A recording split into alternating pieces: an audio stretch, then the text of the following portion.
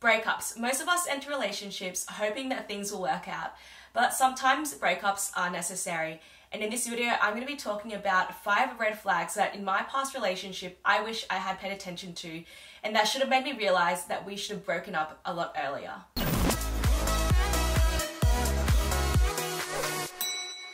There are inevitably 2 outcomes in every romantic relationship.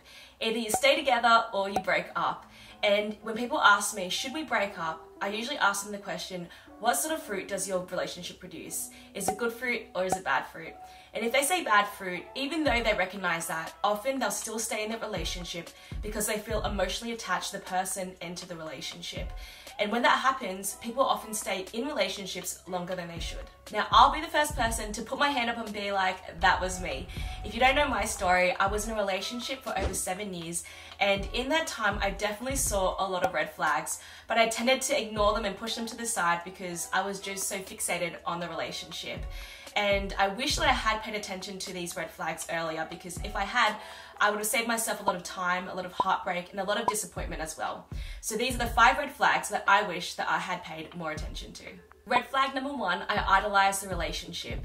This relationship was literally like my whole world. Everything I did would revolve around it. And if you've ever had one of those friends where you make plans with them and then last minute they'll ditch you or say that they can't make it, that was pretty much me. And I'm so ashamed to say that because it's so important to surround yourself with good friends and to invest in your relationships with other people other than your significant other.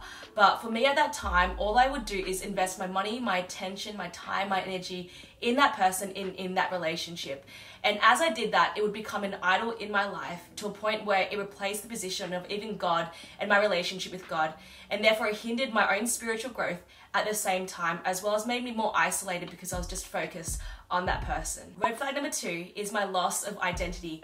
Because I had got into the relationship when I was so young, I think I was like 17 years old, I didn't really understand who I was as a person yet. And instead of using those years to form my own sense of independence, I ended up being really dependent on this person to show me who I was. And part of that I recognize is that I was a really, really needy girlfriend. I would always need affirmation. I would always need approval because I didn't have my own sense of self-confidence and self-worth. Rather than being rooted in my identity as a child of God, I would find my self-worth in what that other person would say about me. And because of that, when that relationship ended up breaking down, I ended up losing all my sense of self-worth and who I was as a person, and I was completely lost as well. Red flag number 3 is compromised values. As a Christian, there are a lot of convictions and a lot of boundaries that I had set for myself and the relationship as I had entered. But over time, those boundaries became kind of more blurred and we actually didn't really stick to them as well. And in particular, I'm talking about boundaries with purity and also with my faith and walk with God. And because I compromised on a lot of those things, I realized that it made me often feel really guilty and far away from God as well. And I wish that I had actually paid more attention to that and realized that the relationship was actually bringing me further away from God than closer to God. And that comes back to the idea of what I said before about the good fruit and the bad fruit in relationships. So when I look back, I also realize it's really important to find a partner that values and respects you, because if they truly value and respect you, they will also respect your boundaries as well. Red flag number 4 is unequal commitment. In a relationship, it takes 2 people to commit to one another to make things work. And that commitment includes the commitment to change and the commitment to work things together.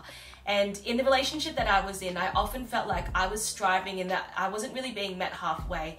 And what I realized is if that person was struggling now in a dating relationship to commit, how much harder would it be for them to commit when it came to marriage? And the last red flag is unresolved issues. There are a lot of issues in our relationship which we avoided and didn't actually want to talk through and work through because it would end up in bigger fights. But what I realized is that I actually didn't bring these things up as well because I didn't actually feel heard.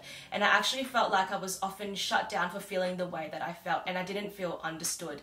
And in a relationship, conflict resolution is so important because it's the key to understanding one another better and actually to have a stronger relationship as well. Now, when I look back at this list of 5 red flags, I also realized that it's actually really easy to push all the blame onto the other person and not to really acknowledge my own role and my own insecurities that I have had that have actually contributed to those issues as well.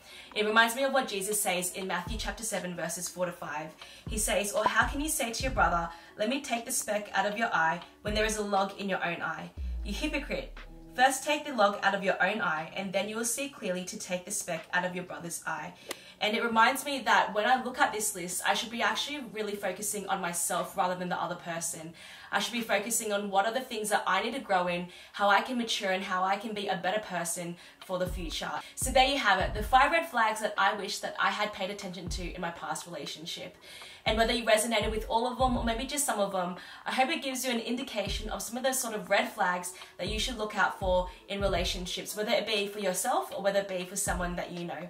And if you know of any other red flags that I haven't talked about today, comment them down below.